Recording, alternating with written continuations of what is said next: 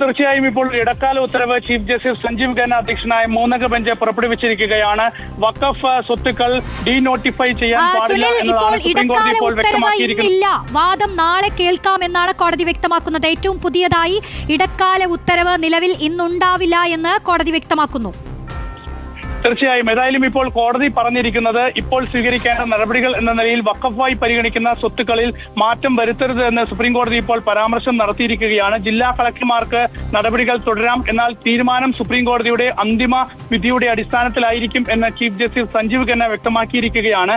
ഏതായാലും ഈ കേസിൽ നാളെയും ഇതിന്റെ തുടർവാദങ്ങൾ കേൾക്കാം എന്ന് സുപ്രീം കോടതി വ്യക്തമാക്കിയിട്ടുണ്ട്. അതിനുശേഷം മാത്രമേ ഒരുപക്ഷെ ഒരു ഇടക്കാല ഉത്തരവ് ഉണ്ടാകാൻ സാധ്യതയുള്ളൂ. ഏതായാലും ഇപ്പോൾ ഇന്നത്തെ ഒരു നടപടികൾ എന്ന നിലയിൽ കോടതിയുടെ പരാമർശങ്ങളായി വരുന്നത് ഇക്കാര്യങ്ങളാണ്. വഖഫ് ബോർഡുകൾക്ക് എക്സ് ഒഫീഷ്യോ അംഗങ്ങളായി അമുസ്ലിമിനെ നിയമിക്കാം എന്നതടക്കമുള്ള വ്യവസ്ഥകളാണ് ഏതായാലും ഈ ഒരു നിയമ ഭേദഗതിയിൽ ഉള്ളത്. ഏതായാലും അതൊക്കെ തന്നെ കൂടുതൽ വിശദമായി പരിശോധിച്ച് ശേഷമായിരിക്കും ഒരു തീരുമാനത്തിലേക്ക് സുപ്രീം കോടതി പോകാൻ സാധ്യതയുള്ളൂ. ഏതായാലും ഈ കേസിൽ നാളെയും ഒരുപക്ഷെ ഈ കേസിൽ ഒരു തീരുമാനത്തിലേക്ക് കോടതി പോകാൻ സാധ്യതയുണ്ട്. നാളെയും ഒരുപക്ഷെ ഈ കേസിൽ വാദം നടന്നേക്കും എന്നുള്ള സൂചനകളാണ് ഏതായാലും പുറത്തു വരുന്നത്. ഏതായാലും കോടതിയിൽ നിന്ന് നടത്തിയിട്ടുള്ള വളരെ പ്രധാനപ്പെട്ട നിരീക്ഷണങ്ങൾ എന്നത് വഖഫായി പരിഗണിക്കപ്പെടുന്ന സ്വത്തിൽ മാറ്റം വരുത്തരുത് എന്ന് കോടതി ഇന്ന് പറഞ്ഞിട്ടുണ്ട്. നേരത്തെ ഈ കേസിൽ വാദം നടത്തിയ കപിൽ സിബൽ പ്രധാനമായും പറഞ്ഞത് ഇപ്പോഴത്തെ നിയമ ഭേദഗതിയിലൂടെ വഖഫ് ബോർഡുകൾക്ക് കീഴിലുള്ള പൗരാണിക സ്വത്തുക്കളെല്ലാം തന്നെ അട്ടിമറിക്കപ്പെടും എന്ന ഒരു പരാമർശം എന്ന ഒരു വാദം കപിൽ സിബൽ മുന്നോട്ട് വെച്ചിരുന്നു. അത് ഏതൊക്കെയാണ് എന്ന് ചീഫ് ജസ്റ്റിസ് സഞ്ജീവ് ഖന്ന ചോദിച്ചപ്പോൾ ജമാ മസ്ജിദ് പോലുള്ള ഒരുപാട് പുരാതനമായ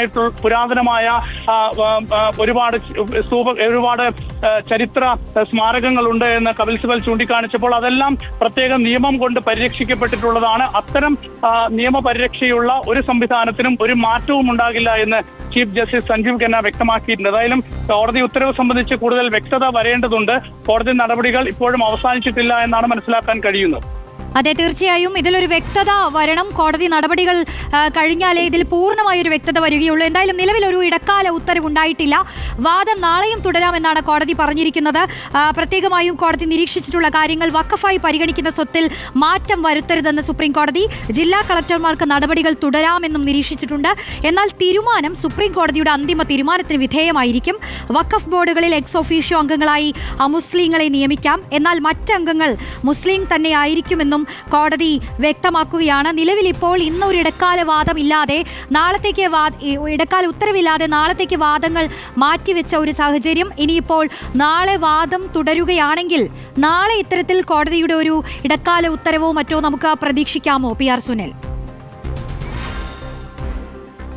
രോഷിനി, എന്തായാലും കോടതി ഇപ്പോൾ ഒരുപക്ഷെ ഒരു സ്റ്റാറ്റസ് കോ മെയിൻറ്റെയിൻ ചെയ്യാനായിരിക്കും കോടതി നിർദ്ദേശിക്കുക. കാരണം ഈ കേസ് സുപ്രീം കോടതിയുടെ മുൻപിൽ ഉള്ള ഒരു സാഹചര്യത്തിൽ മാറ്റങ്ങൾ ഏതായാലും ഒരു കോടതിയുടെ ഒരു അന്തിമ വിധിയുടെ അടിസ്ഥാനത്തിൽ മാത്രം നടപ്പാക്കുക എന്നതായിരിക്കും കോടതി നൽകുന്ന ഒരു നിർദ്ദേശം. സാധാരണ അങ്ങനെയാണ്.